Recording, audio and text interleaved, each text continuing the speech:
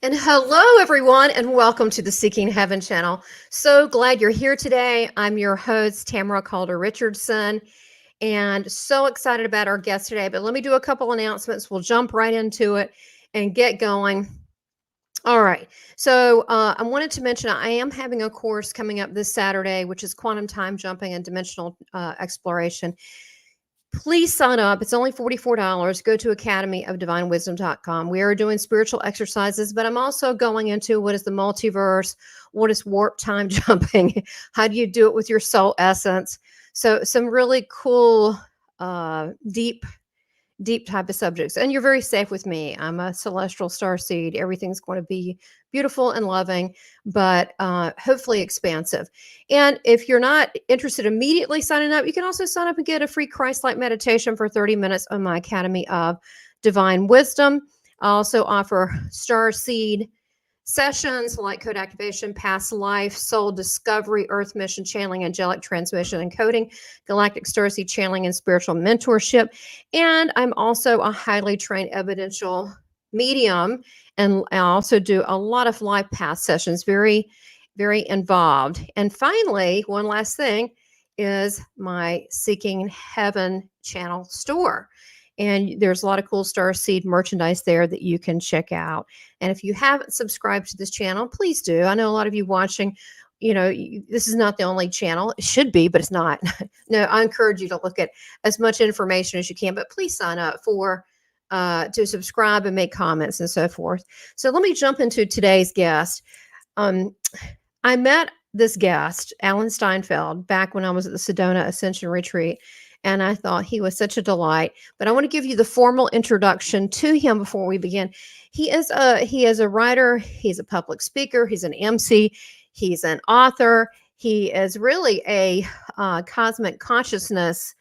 I don't know if he likes the word expert, but that's how I see him. That he's doing so many different things, and he's just amazing. He finished his book, along with many other accomplished UFO authors, which is Making Contact by Alan Steinfeld.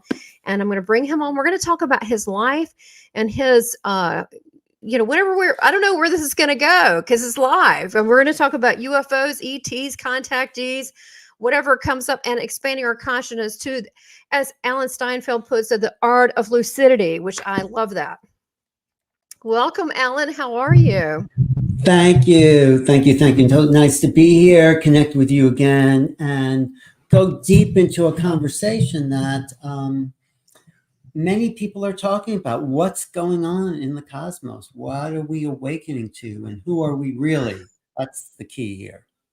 And, when I was reading through your book, and I got, first of all, everybody watching, Alan, I just have to say, you're just a delight. I mean, you can be in any circumstance and you light up like a little light bulb, and you can just, I've seen you thrown in the middle of live situations and you just jump in there and you just do it and you make everyone feel comfortable and you just glide right in. So you are a natural, not only spokesperson, but entertainer and MC. You're so good at that, but you have such a wealth of information from your own personal engagement in this topic. And what I found interesting, I was looking at the things that you were interested in. It kind of broke my heart when you were saying that you were so interested in anything with space, ETs, UFOs as a kid, and the things that you read.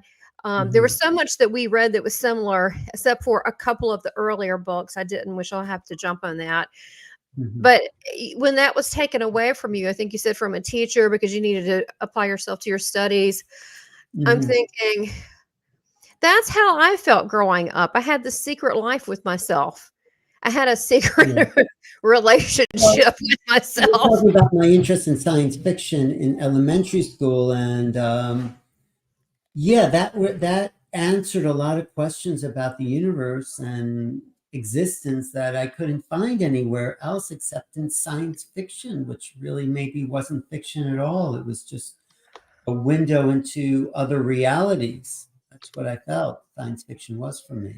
So, well, and some of the books I noticed that you named that were influential, I think are still influential. And early on as a kid, what you watched. I also watched Lost in Space and I thought it was a little goofy, but I really It liked was a seeing the other stupid planets. show. It was really, but yeah, it was kind of ridiculous. But It was yeah, ridiculous, Star and Trek was a lot more interesting. oh gosh, well, I think I was because I was, a little bit younger than you, not a lot, but Mhm, I mhm, was maybe 3 or 4 or 5, right around that time period when mhm, Star Trek came out, and I used to watch it sitting on the lap of my grandparents.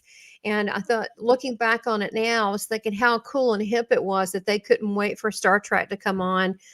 mhm, I didn't get at the time, it was controversial. I just thought it was a TV show, but I remember seeing the mhm. different planets and the travel, and it was I couldn't wait for each week.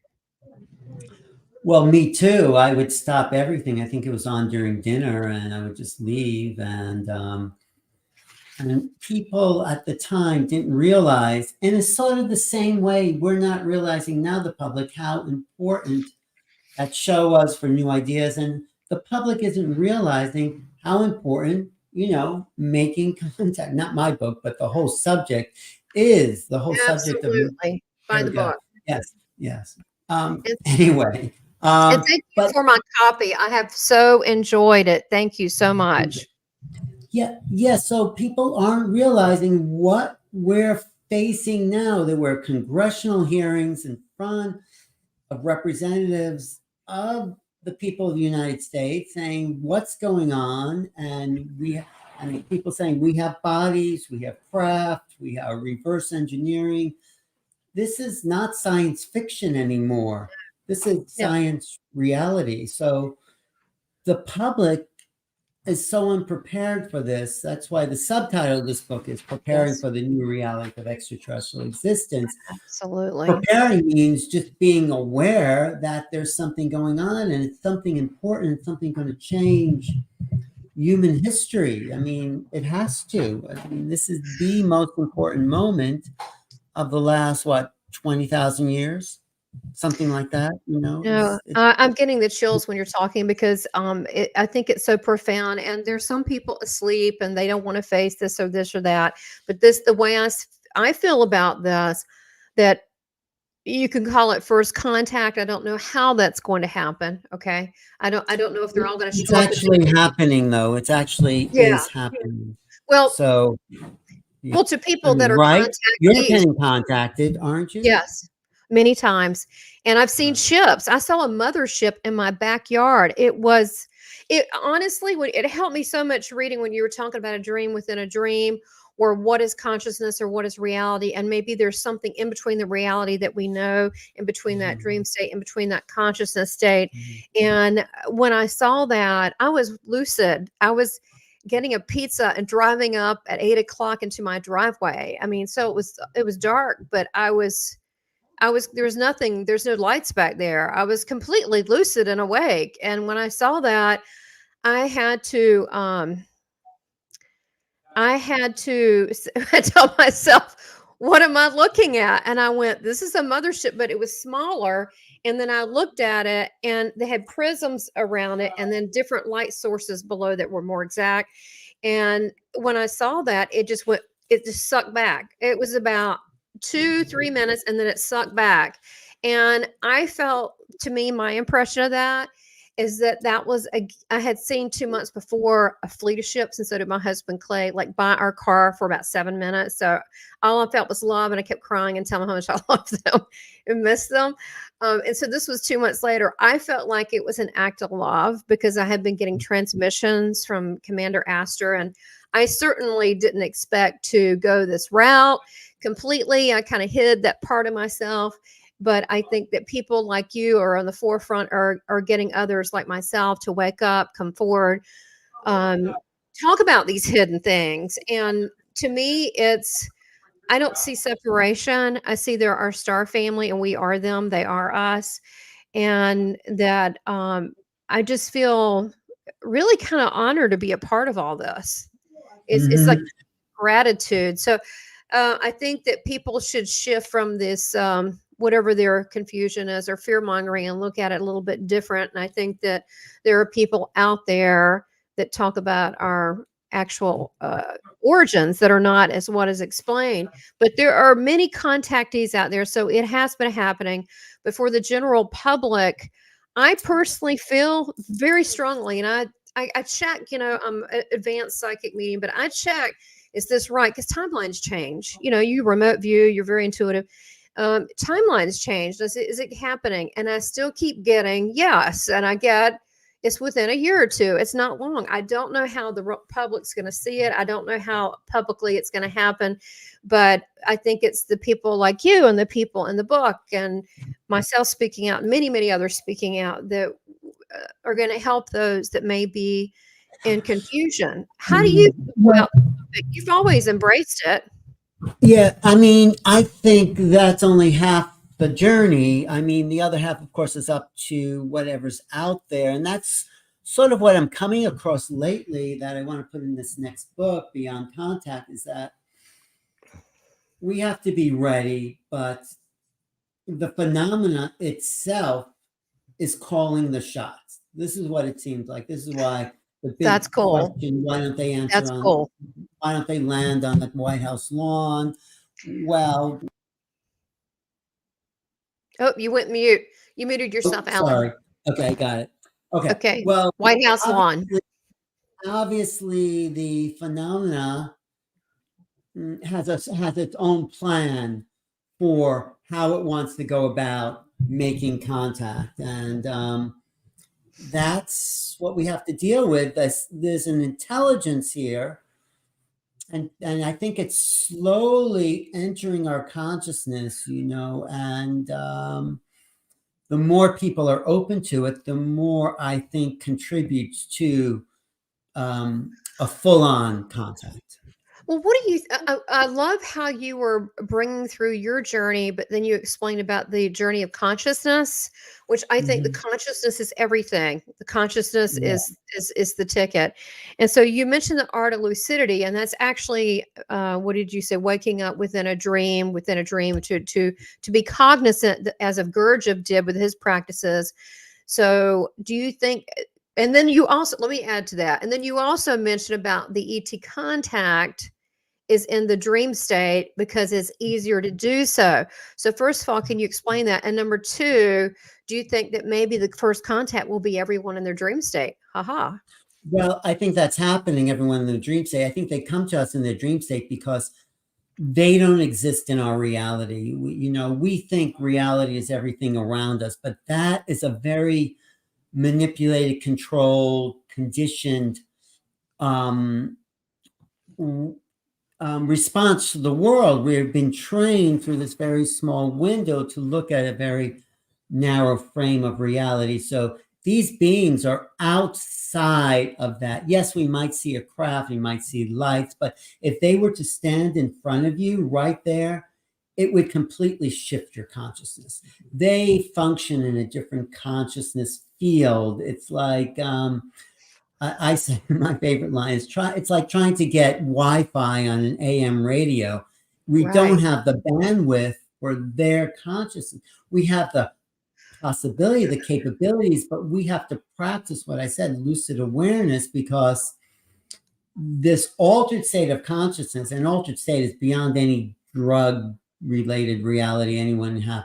This is an altered state of interchange that is a vibrational difference. That's why I say, so we have to raise our vibration, which you probably do because you are making contact, in order to meet them on an even playing field. So yes, they move in and out of our dream states that we think are so personal to us, right? Your dreams are your person, but somehow it's not.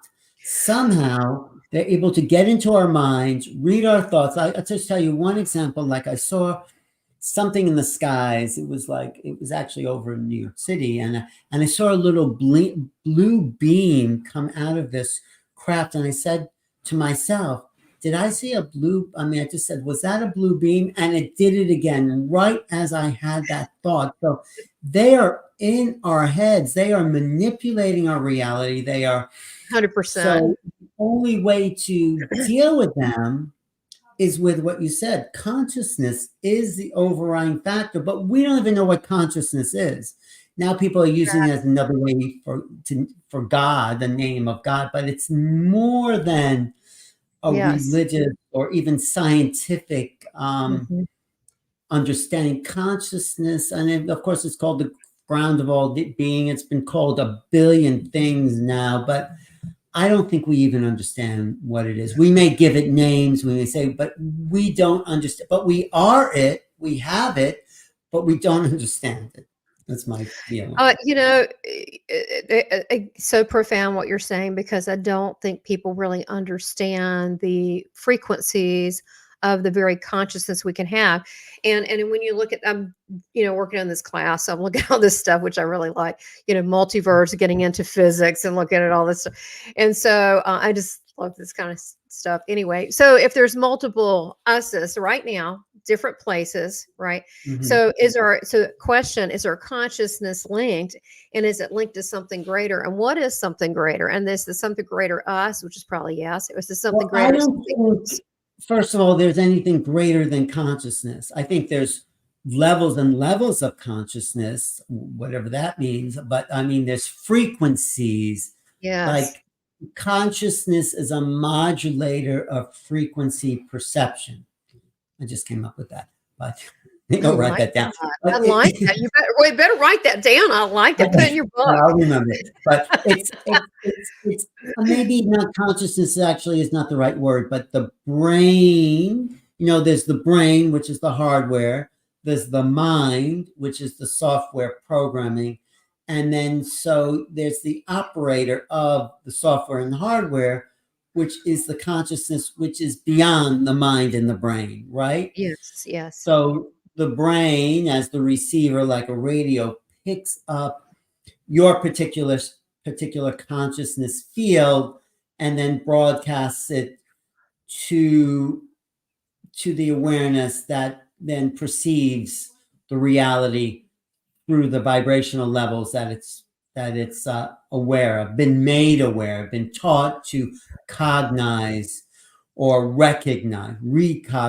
So you can, if you were taught to cognize different frequencies like dolphins and whales, you'd be aware you'd be able to recognize a different frequency of reality. But because Mhm. we're cognized or taught to think in a certain level, which is a cultural kind Mhm. of Beta. um, data and frame, then we only can recognize what we've been taught to cognize.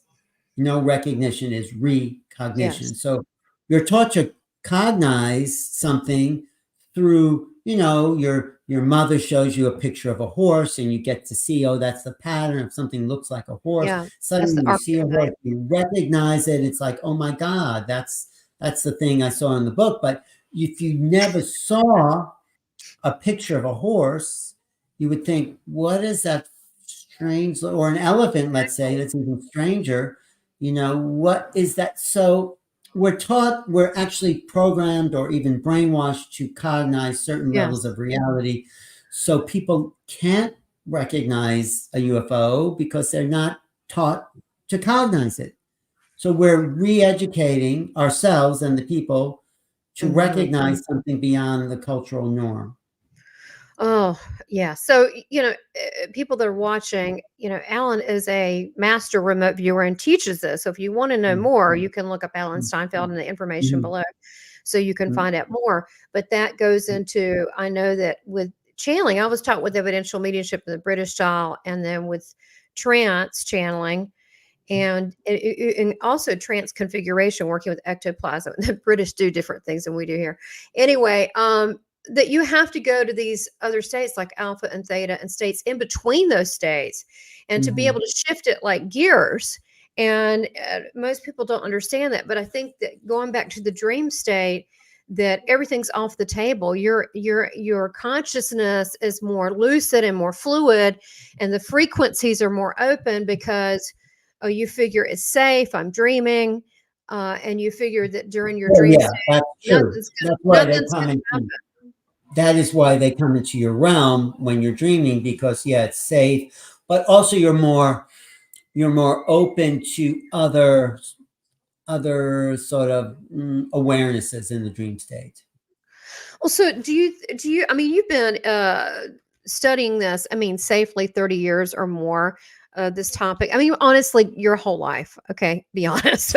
You came out of the hatch. You were studying this, I don't know if right? I was studying it, but I was aware that there was something You were going intrigued. on here. Yeah, you were grabbing for that and wanting to know. Gosh, so many things I want to ask you. So I had Preston Denton, which you probably know, has written like 28 Yeah, I books on did UFOs, read it. whatever. Yes. Okay, and he's he's very good at also quantum traveling, and he does mediumship. He does all these things, right? That he didn't really promote, but he was talking about in the dream state about them contacting us, and that's a common theme. And I actually told him about my dreams, and he started laughing. He goes, "They're not dreams," and I was like, "Okay, okay, good." And so when you said that they come to you in this dream, it doesn't feel like a dream. It feels really That's true. real. And I Mhm. want you to explain more of that. And also, I want to tell you real quick, maybe you can figure it out. It's very short. I had a dream 2 nights ago, and it's been, and I don't know how they're Arcturians. Okay. I know this. I don't know how, but I know this. And Mhm. in the dream, I didn't have that archetype to go by. So it was very difficult to explain it. But I was in this room, and it had these, it looked like pink lines and grids, and they were moving things around, and then they were showing me cities, and they had all the energy, like Tesla energy, energy, lights, everything you need was done through this etheric plasma boards done to whole cities, and everyone had this free energy, and it was done through that. And I don't have any reference to do that. So when someone has these things, I think it's very, I felt it was very important, but I have no reference of this. So when you get things that you have no reference for, how do you catalog that? How do you, Well, because that's exactly what I'm talking about. When you have something that you have no reference for, you're learning to cognize a more expanded reality. So that's great that that you're aware you have no reference for it, because it's making an imprint. It's like you're 5 years old and you're seeing a picture you've never seen before of an animal or something, and you have no reference for it, but you're learning a particular pattern of awareness. So it's great that you have no reference. That's a very important, in my opinion, key moment. I have no reference for it. So don't put it into the old box and make it into something known. You have to create a new category of experience, which is what we're all learning to do on planet Earth now, where there's no reference for anything in the UFO field, not even science fiction, because this isn't science fiction. So this is what the yeah, most respected people I am associating with, or I'm following, say. We don't know what's going on. We don't know. And not knowing is the best place to start instead of knowing. So because we don't know, we're all beginning together as a human race to understand and assign different, we don't even want to name it, different ideas. Benjamin Franklin was a very smart guy. He, along with, I think, this guy Presley in England, discovered electricity. And they said, this is a whole new science, and it's going to show us how to categorize it. The phenomena is mm, educating us to not make it into something that's known. This is something unknown. And this is a cultural evolution. And that's the point we're at now in our development as a society. I think that's a really good point that you just made. so There's what do you do no with this information? Do you write it down and just go, okay, there you go, and then just wait for more information? Because they aren't communicating with us. That was a communication. I don't have to fully understand it at this time, but I think that what I got out of that, even though I don't understand it, is that the way we know things are, like the internet, our Wi-Fi, the way things are as we know it now, there's another way. That's Right. what I got But out of it. discovery is what you're talking about. Discovery. Wow. There's nothing for this. So what was the experience you actually had that you had no reference for again? Can you say it again? It was I was on an Arcturian ship, and I just know it was. Hmm. They were tall and everything looked illuminated in pink or purple. So they could have been blue, but they could have been purple blue. I don't know because it was illuminating this pink. I don't know why it was pink. Hmm. And and it was almost like lines in the air and they were moving and shifting and it looked like if you wanted to say a schematic and they Hmm. were lighting up whole cities and towns and homes and it was different than what we have now. It was like not even like there's no comparison. It was all done if you wanted to compare it to like the fax machine versus the internet. There's no Right. comparison. It's just they both are geared by electricity. This was something else. This Right. was something else. So the way you start, in my opinion, and educational theory, I think learning theory, first notice the pattern. Okay. Don't name it. What the right brain, who's it's a lot smarter than the left brain, who thinks it knows, it doesn't know anything. It just thinks it. The right brain sees patterns. So the first thing is to do, I think, is to notice what is the unusual pattern. That's how we learn things, is Mhm. noticing patterns of perception. And when you notice the pattern and you see it as unique and not just chaos, a new neuro net forms in awareness that says, okay, that's that pattern. And then you come across something else and you see a similar pattern. And then you see, what does this pattern do? So, what's its function as far as we know? Maybe it's beyond our comprehension, but we start to compare it to other things that we know without falling into the trap of saying this is what it is. So, pattern perception, new neural nets of awareness, starting to see functionality the best you can. And then you maybe want to compare it, but not say it is like something, but it's like what you said, it's like the energy grids and cities or something like that. But it's not that, but it's comparable. So we make leaps from these patterns of perceptions to new awarenesses by comparing it to the old, but not saying it is the old. So then we label it, but without confining it, saying this is what it is. You make rough estimates. So the way language and culture grows is by this slow movement of cognizing what I call new realities.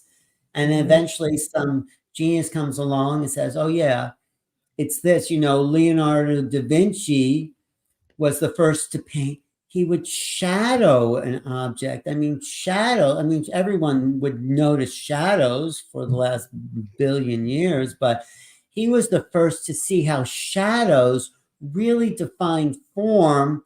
And that was like, oh, this makes a, we were, we saw it, but we weren't aware of it. So what I think the UFO phenomenon is doing is making us aware of things all around us that we haven't Yes. noticed yet, which is what you're Yes. doing. And that expands our awareness. It expands perceptual reality, which is really what DETs, whatever they are trying to do. And so our dreams, you're right, aren't dreams the way we think dreams are, because these UFO dreams, ET dreams, are things we never forget. You wake up in the morning and say, what was that thing? And it fades in a moment, but these Distant dreams pain. that you don't forget. And I've talked to lots of people who don't forget these. So obviously, Yes. maybe they're not dreams, but all we have is a language of dreams, but we could call them something else to make it clearer. So when you define something and then you name it and then you categorize it, other people can reference it as part of a pattern of awareness that can be known.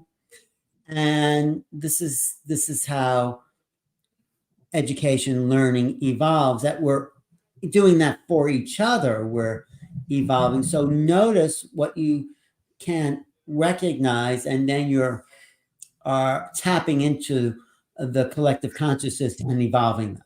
Thank you.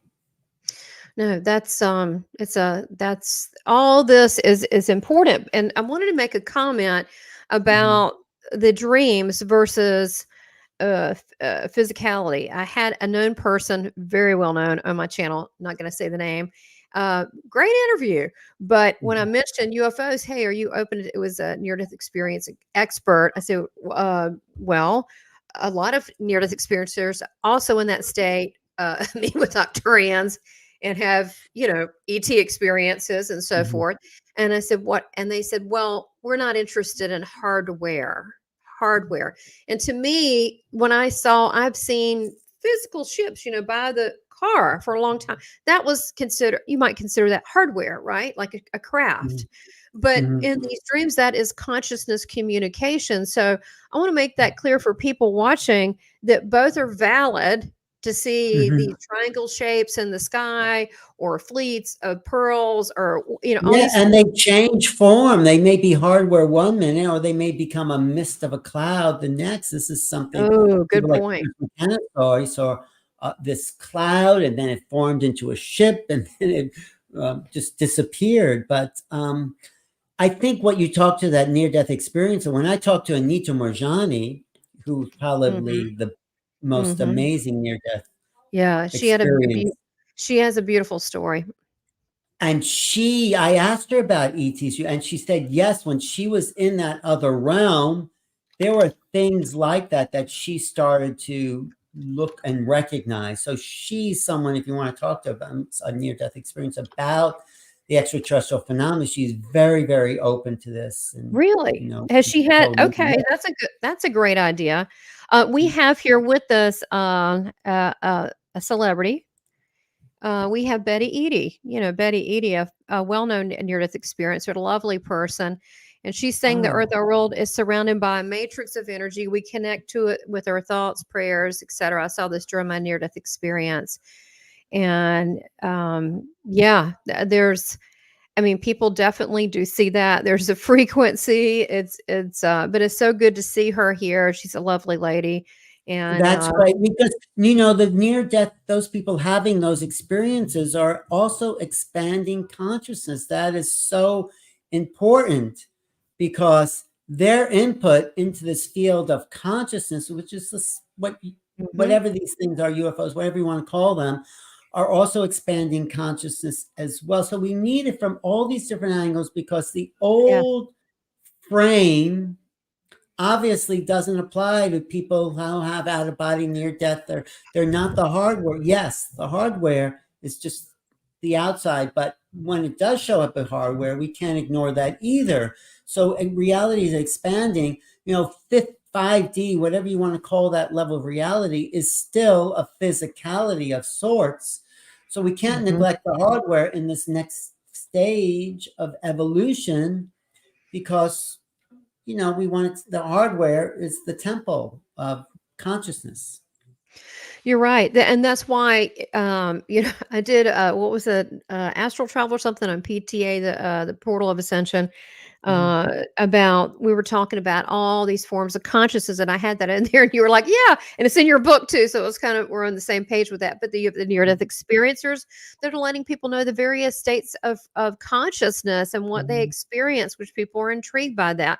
And that consciousness, first of all, goes on. And then you have astral travel, you have people that have kundalini, you have all these different ways that they can tap into different sources of consciousness. I remember when I was 14, I said, oh, who am I really? And I looked in the mirror for the longest time. I just was like kind of a teenager, and just stared. And then I found myself looking at the back of my head, and I went, whoa. And it kind of freaked me out for a minute. And then I went, that's cool. I want to do it again. Actually, there's a Magritte painting where there's a guy looking in the mirror and he's seeing the back of his head. That's reminding me of what you said. Really? Oh, Yeah, but look that at Rene Magritte. He has a great picture, and what's his maybe name? Magritte, who's a famous Belgian Agreed. surrealist, Rene Okay. Magritte. He paints the apples in front of people. Actually, he paints these strange little orbs that are now being seen as flying saucers. No one's made that connection, but he's Okay. yes. Anyway, that's And just which brings surreal. me to these flying saucers or whatever you want to call it, they've been in paintings in medieval times. So it's not like this, and we could go back. I mean, this is a whole different topic, so we won't go too deep, but with the pyramids, and then you have the symbols, and you have you have astronaut helmets on Mhm, these Mayan Inca symbols, and this is not new. I think that mhm, that people's consciousness is coming to a point that that they're becoming more open to it because others are talking about it at the very least. And when I had Craig Campabasso on, he said, in order to see a UFO, you need to look up. And I thought it was the funniest thing. And it's true. You need to be observant of your surroundings, and maybe those lights in the skies are not stars. I've seen many times where, like you mentioned, the blue, and I play games and I'll go, okay, if you're there, I love you, I appreciate you looking out for us, star family. And I talk to them, I said, show me you're there. And then the lights will go so bright red, and I'm like, is there a star that's red? And it'll go mhm, really red, and then I'll come back. I said, "Are you still there?" And it'll be in a different location, and then I'll do that little game again.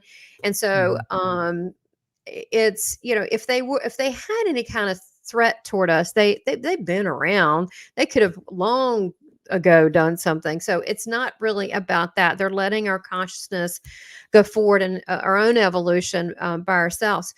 Getting back to what Preston Denton said that I wanted to mention. He said that people, and I want to get your thoughts on this because you know a lot about this, that are psychic or intuitive or maybe especially creative types. You're a creative type. I went to art school under an ad agency 27 years, which dates me. But anyway, I did. It was, and I was also in my family was in broadcast. So anyway, it's so similar, a lot of our background. But mhm. anyhow, um, the creative Creative. types are very open and intuitive, and he said that the extraterrestrials are very interested in these types of people, and also they said freedom fighters. I said freedom fighters or human rights people. I said, huh. And then I realized I did two things. I did 12 years of the human rights things I totally forgot about. And so I said, well, how did they know? He said, oh, they know who we are by our signature, by our frequency. It's very different than other people. And so I felt like that movie with what is it, with the Wolverine and Magneto, and he can see where all the different people with abilities are. Do you want to Mhm. speak on that? Because you are a remote viewer, you're intuitive, you're creative, you have a lot of these, Yeah. you're I didn't know about that civil rights, human rights thing because it's interesting. I immediately thought of Betty and Barney Hill, who were an mm, interracial couple that were the first real abductees, yes, contactees to go abs- public. ugh, I mean, there were probably lots before them, but they made through the John Fuller book, through article in Life magazine. They were even invited to the inauguration of Lyndon Johnson in 1964. But they were civil rights people. They were working to, and maybe there's just a revolutionary spirit in people um, wanting to create a better world mhm, for all people. And that's part of the creative part of artists. So there is something they're discovering in remote viewers, in contactees. There's a part of the hypothalamus that seems to have more white matter. This is the work of mm, Gary Nolan, Kit Green. Um, there's a bunch of other people talking about this. The cat put and the hood, I don't really know the names of these, but it's in the base ganglia of the hypothalamus. And it seems to have more functionality than people who aren't contactees mm. or remote viewers. So I think that's sort of like an antenna, but Okay. they also might be these beings because I think we are hybrids amplifying the brains possibly and the nervous system of contactees, maybe before they're born, maybe generationally. So we could be these in between these go between kind of bridges to Mhm. them. But no one knows for sure. I'm just not guessing, but I'm putting together what Yeah, may seem like logic. So they are interested in creative types because it's creatives that are more open to their intuitive understanding. And that's how they're not going to get to us through our logical mind. They're going to get to us through our right brain, which is how you remote view by perceiving non locality through your non-local brain, which is the right brain, the infinite part, So I there's a took your connection. class on remote viewing when I was at the Sedona Ascension Retreat, and it was fun. A lot of people Mhm, enjoyed it, mhm. and it was you made it comfortable. So if you got it wrong, okay, so you try better next time. And Everyone can do remote viewing. It's our natural state. Like everyone can play the piano too, but there are people who are really talented who have certain facilities. So more yeah. talented or more Yeah. gifted, and I No, think but that's we all have yeah, a non-local brain. It's your right brain. It's the where in the dream state, if you watch your dreams, and this is one way to be more lucid in contact experiences, to be aware in your dream, so when you're being visited by these beings, you could, not just space out or numb out because their presence is so intense. Daryl Anka in my book talks about meeting Bashar in that a was dream cool. state. I love Right. that. But he started to freak out because his his whole awareness was being swept away in the face of this other consciousness, and that's something we need to practice. That the loss of egoic identity in making contact, and that's why it is such a slow revelation because. Daryl, who's been communicating with this ET for 40 years, was still freaked out when he met him in a dream state. Yeah, that's really So wild. we're not our history, we're not our name, we're not our identity, we're not all the things we think we are as human beings. This is why I think these ETs, we're something even bigger than that. And Amen, brother. And I, that is a voyage and adventure mm, that I am excited about. Some people get frightened. I'm like, no, that's cool. That's endless right, but we possibilities keep right there. ourselves in we keep ourselves in these little boxes. This is who I am. This is what I do. This is, Boring. and what even Lou Elizondo said. You know who he is, right? Lou No, Elizondo. no, no, no, no. Tell me, I don't know him. Lou Elizondo was really the first one of the government people to come forward. He was responsible for Oh, really helping to you break the news said in it the in New your York book. Times. And so he says, meeting these beings are going to be very sobering. He says it's an interview for the world. It's sobering. It's not, and who we think we are. It's like that whole cultural thing has been put into a little box, and people like you who are teaching the things you're teaching, and what I'm trying to say is that we're not that, and we're just discovering it. Oh, I mean, I think that everyone's looking outward when they need to be looking inward. And Yeah, part of that is surrendering.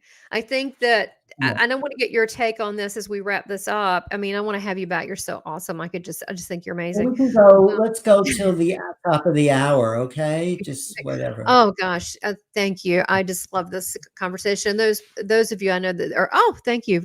We've got Trevor here. I'm very excited to see us. I'm so intrigued. I'm barely looking at the chat. I apologize. So anyhow, uh all right. So getting back to the journey of us, I feel like for myself, and I want to get your feedback, that what has always helped me is not having preconceived ideas, Mhm. surrendering to my highest good and self, knowing that I'm safe and that everything is plotted out in a way that it's okay. Mhm. the universe has your back. It's okay. The world is not going to fall apart, Yeah. and Yeah. the ground underneath you is not going to give way. It Everything's going to might. It might. well, if it does, that might actually be a better state. So I'm Because okay with that. this this what we're saying here, and I don't really know anything. I'm just like trying to put together all the things I've read and studied and talked to and experienced. But this is more earth-shattering than the ground beneath your feet. This revelation of the ETs, not what we're saying, but the whole phenomena that's actually more and more visible in our skies is more earth-shattering, ground-moving, ground-shaking than anything we have known, because it does and it will challenge our personal identity. I think what you're saying, you're hitting it on point. It's not so much about the UFOs and ETs. I think Yeah. you've covered the fact, hey, that's not in our vocabulary. That's not in our archetype. I've never seen XYZ. What does XYZ mean to me? And so obviously there's going to be some confusion. We need to give ourselves a little grace. We're all, even people who've been in the subject, are going to be Mhm. confused a little bit and go, okay, like I did Mhm. with that mothership. Okay. I started giggling. I went, okay. What am I mean, it took a while for me to look. I mean, I had to stop. It Right. lasted a while. So what I'm And saying is, yes, it's not about ETs, it's about us. it's Yes, about in a way. us. And it's totally about us because it was about my reaction. Even though I was delighted, I was shocked at what I was looking at. I mean, because it was not the same. It was not the same, but it was similar to the one on the Richard Dreyfuss movie, but it was a little bit shaped different.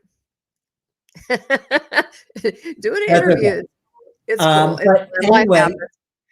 uh, yeah, it's something we have yet to name, but the more you don't name something, like you called it Andromedans, and that's great if you, but maybe that's just Luxuriance. a safe little poster notes, and you But I don't know know, what that means. Maybe that's their exactly. technology, but I heard, because I can hear, see, feel.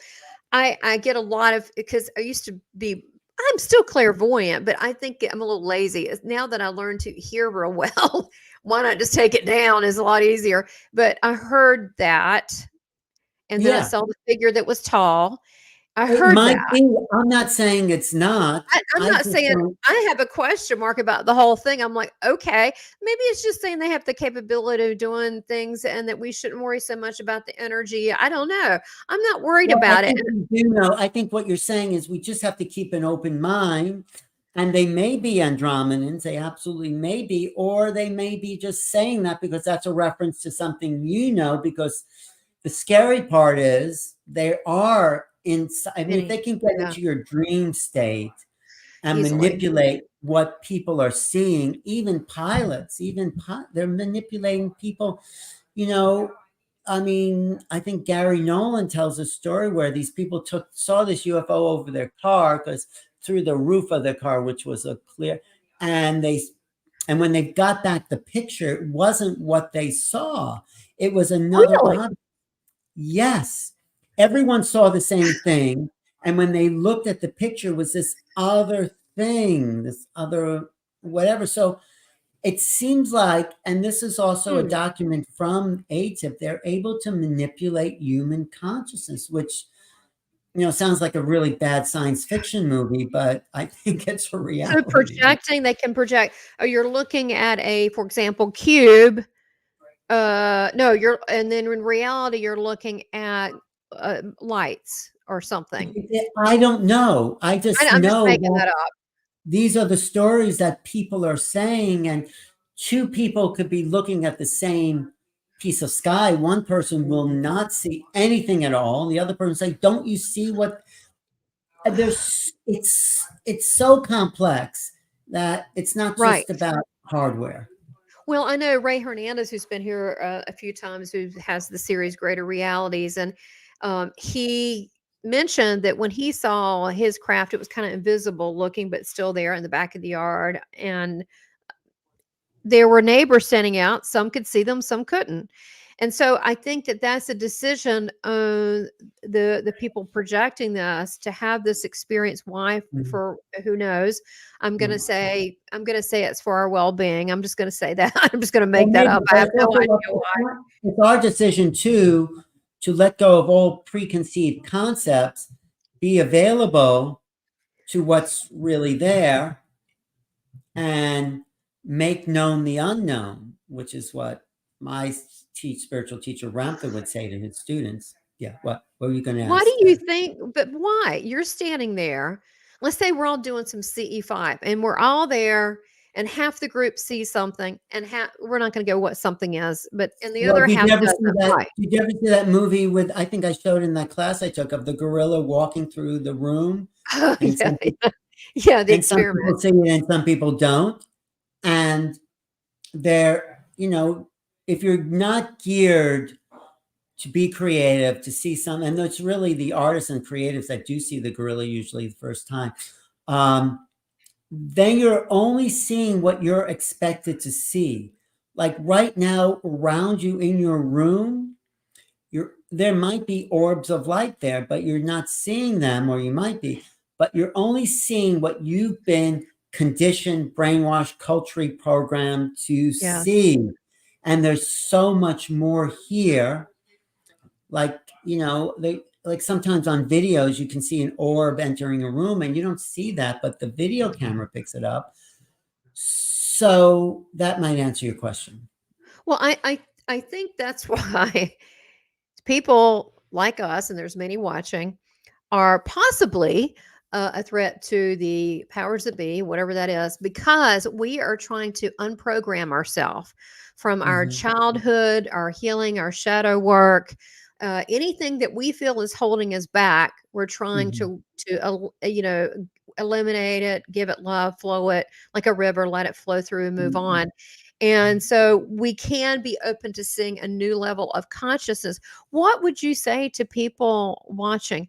To be open to these they're higher level frequencies. There's higher level. They're definitely, I feel, even with the contactees and the experiments, which is a whole different topic, but Right. there's a reason behind all that. That Well, it's beyond us.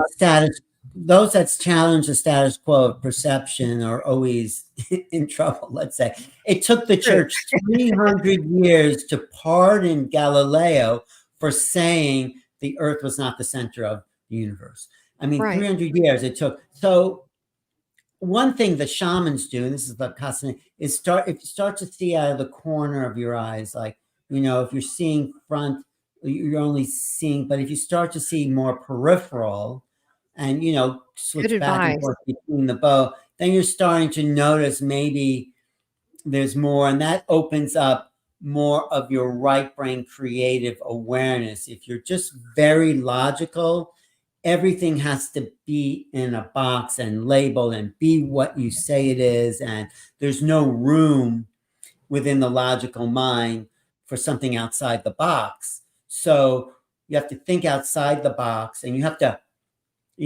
what Heraclitus said, expect the unexpected because it's difficult and hard to see. Heraclitus said that 400 BC. Expect the unexpected because it's difficult and hard to see. That's a key that I try, expect the unexpected. So yeah, and I, the unexpected is happening every moment if you're present. And so I've seen things that I wouldn't have believed. I saw. I didn't even know what it was. I had to look it up. It took me forever to figure out what it was. I saw it twice. It was a white 2D figure in the back of my yard. And at first I thought I was taking the dogs out to the bathroom, and I looked in the back. It was dark, but it still had lights, and it was very, very white. And I and looked what at it, was it? What? and it looked like it was crazy because my brain again's trying to like, what Mhm, is that? mhm. And it was like a dog on all fours, and then it went like this and stood up, and that thing was it was like 9 foot tall, And and what was it had it? a well, the best I can say, I don't know, is extraterrestrial. I've heard people And seen it. now I want to know what it is. They Yeah, call it the rake, and it had a triangle head. It had two little eyes, and that's it great. was and it was but here's the clincher. So I saw it's when it stood up, I went, "Oh, crap." That's not what I said. And then I went back in. So the next night, I'm Mm, sitting outside because it was a beautiful summer night. I got a little swing. So I'm sitting out in the yard. We got it in the yard. I'm sitting there with my dog because I like moon stuff sometimes. And so I'm sitting mm. outside and I'm going, that looks an awful like what I saw the other night. But it's like a paper. It's like 2D. Right. And so Well, then it I'm started sorry for standing up. saying, Yeah. asking you what it is, because I think it's great not not to know, but to see other categories of experience that we don't know. This is what, so whatever it was, maybe you could look it up. Maybe other people have seen it, but you're looking into dimensional doorways, and it's I time think to it was think. a portal. I think it was a portal Yes. letting something in. That's what I feel like. But get this, this happened 3 days straight. The next day, and my husband, you met him, is more serious. He saw it too. He said, "I thought you put a sign in the yard." And then I came back and it shifted, it moved. And she goes, "What the hell was that?" He saw Right. it too. So I it think it's lasted great. 3 days. So it was a window of a portal that came through. And I felt like this. I didn't feel threatened. I just felt like it was looking like we're looking at it. It was looking at us.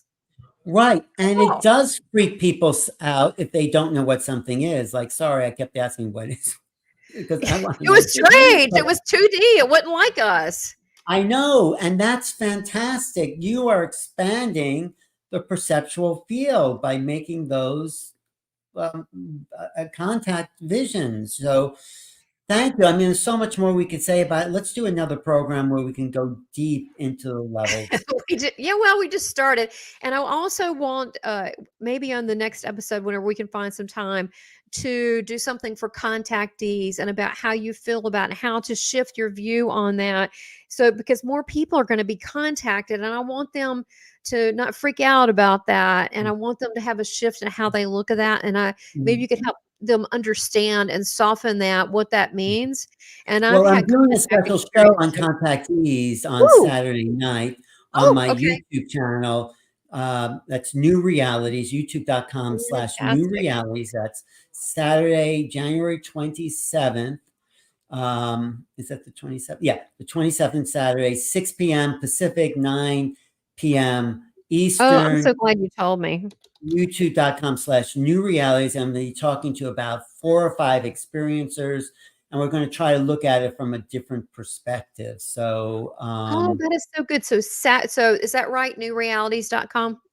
Okay, so it'll no, be it's this. youtube.com/New Realities. Oh, got it. Okay, so it's YouTube, the you want YouTube to put New in the Realities. chat? Yeah, it's That is in the youtube.com. description. It's in description, everybody. It says at New Realities. No, do youtube.com/New Realities. Yeah, that's And my I'm YouTube channel. And then yeah. which So you could which go there there's a lot of good Saturday, stuff there. 6 p.m. Pacific, 9 p.m. Eastern, and MCs. talk and hear the dialogues I'm going to do with about 4 or 5 different contactees. Okay.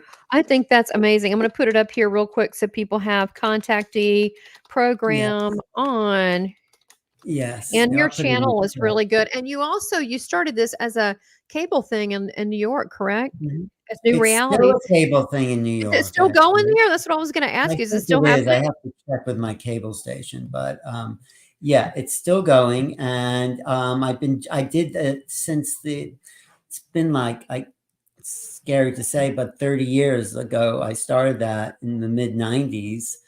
And yeah, and then I had all this material for my YouTube channel, and it just kind of flowed that I'm still posting old DVD, mini VHS, all that old technology, converting it to post on my YouTube channel. Yeah. Well, it's important information, and I think now, you're ahead of the curve.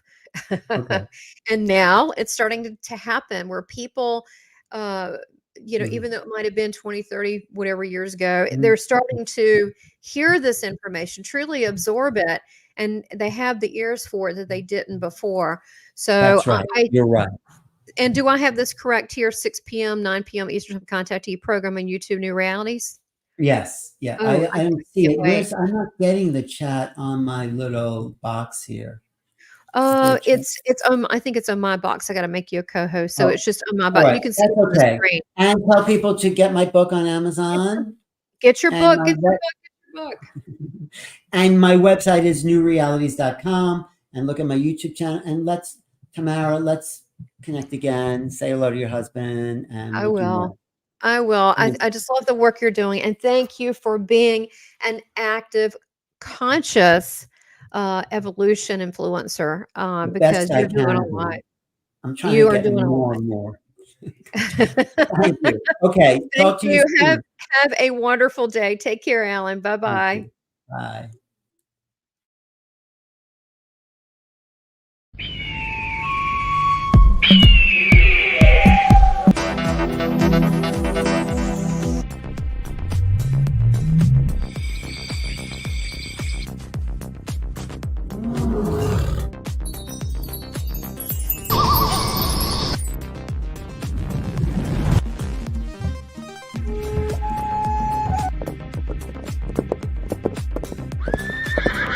I'm Tamara Calder Richardson, and welcome to the Seeking Heaven channel.